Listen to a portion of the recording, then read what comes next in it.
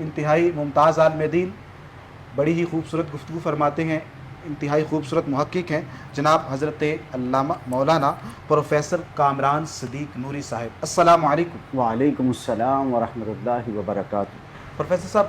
صحابہ کرام کا جو جذبہ تھا اس دن وہ دین نہیں تھا، آپ وہ منظر کشی کیجئے کہ صحابہ کرام کس جوش اور جذبے کے ساتھ میدان جنگ کے اندر اترے۔ ماشاء اللہ۔ بسم اللہ الرحمن الرحیم۔ اللہم صلی علی سیدنا و مولانا محمد وعلی آلہ وصحبہ وبارک وسلم۔ محترم شاہ صاحب، بہت شکریہ آپ کا انوائٹ کرنے کا، اور آج کا جو موضوع آپ نے اصلاح معاشرہ اور جس میں غیرت ایمانی جو آج کے وقت کی اہم ضرورت ہے اس کو مد نظر رکھتے ہوئے جس موضوع کا انتخاب کیا، اور جو آپ نے بڑا خوبصورت سوال کیا، وہ بڑا دیدنی ہے۔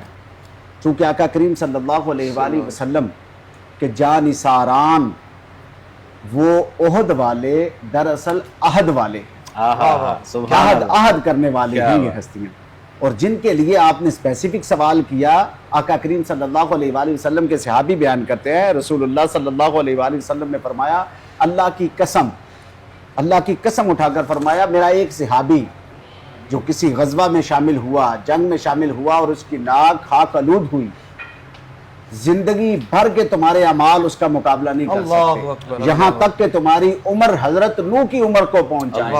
یعنی 900 سال تک تو کم از کم، 950 سال اور 1000 سال تک، یعنی یہ مقام ہے ان صحابہ اکرام رضوان اللہ علیہم اجمعین کا، جن کے لیے اللہ پاک نے قرآن میں فرمایا رضی اللہ عنہم ورضوا عنہ،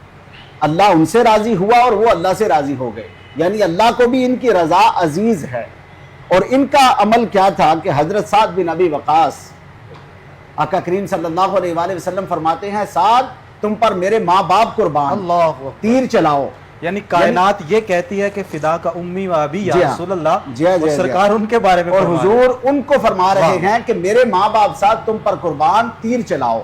اور پھر حضرت طلحہ بن عبید اللہ، 80 زخم ہیں آپ کے جسم پر، اور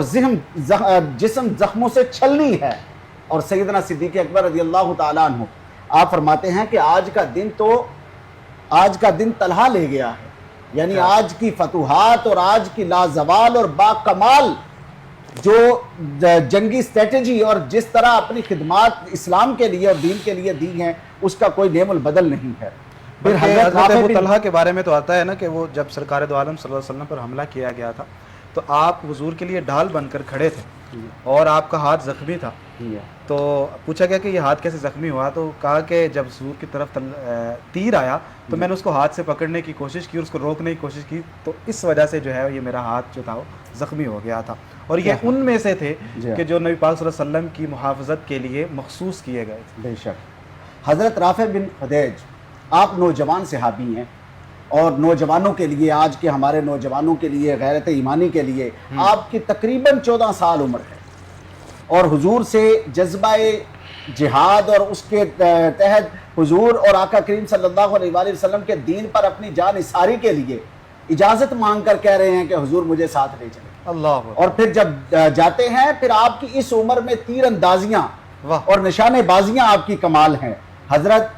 سمورہ بن جندب، آپ سے متاثر ہو کر، حضرت رافع سے متاثر ہو کر، یہ دونوں نوجوان صحابی رسول جن کا جذبہ ایسا تھا کہ حضور سے عرض کر کے یا رسول اللہ ہمیں بھی ساتھ غزوہ میں لے کر چلیں۔ بالکل، تو یہ حال تھا ان کا۔ ان میں سے ایک تو یہ تھے کہ جن کی باقاعدہ کشتی کروائی گئی، اور پھر فتح ہونے کے بعد جو ہے وہ ان کو جنگ کی اجازت ملی۔ حضرت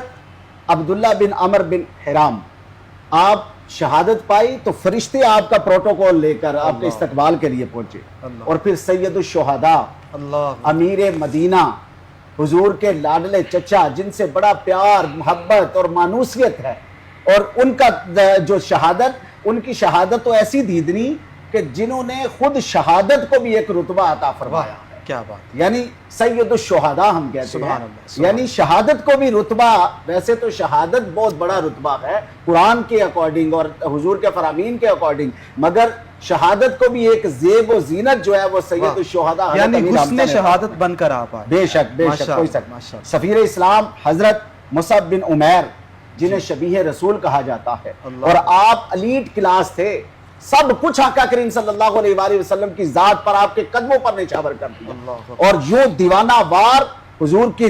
جانثاری پہ حضور کے لیے اور حضور کے دین کی بقا کے لیے اپنی جان آفرین کے سپرد کرتے ہیں۔ ہر صحابی کا جو کردار ہے نوری صاحب وہ باکمال نظر آتا ہے، کوئی شک نہیں۔ حضرت حنظلہ جنہیں غسیل ملائکہ کہا جاتا ہے، یعنی آپ نے جب اپنی جان حضور کے دین پر قربان کی غزوہ احد میں، تو ملائکہ نے آ کر آپ کو غسل دیا اور پروٹوکول کے ساتھ لے کر جا رہے ہیں۔ حضرت زیاد بن سکن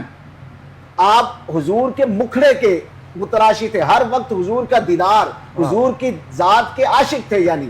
اور حضور کا چہرہ دیکھنا، وہ بددہا کا مکھڑا دیکھنا عبادت سمجھتے تھے۔ حضور کی ذات کے لیے جب سب کچھ قربان کر دیا تو آخری لمحے ہیں شاہ صاحب،